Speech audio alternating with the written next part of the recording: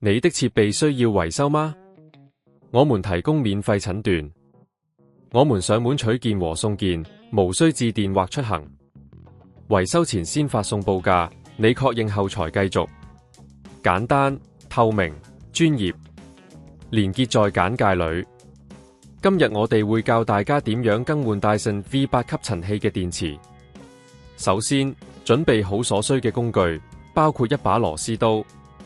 當然，如果你唔想自己動手，可以考慮使用我哋提供嘅免費診斷服務，了解你嘅吸塵器狀況。第一步，將Dyson V8 吸塵器關閉，確保電源完全斷開。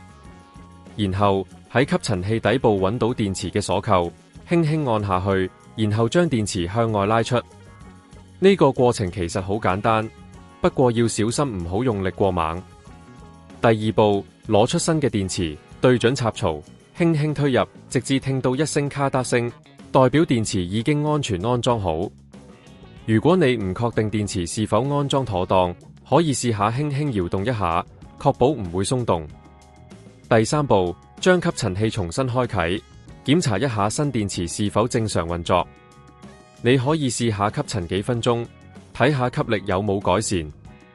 我哋公司仲提供上門取件送件服務，如果你唔想自己更換，隨時可以聯絡我哋。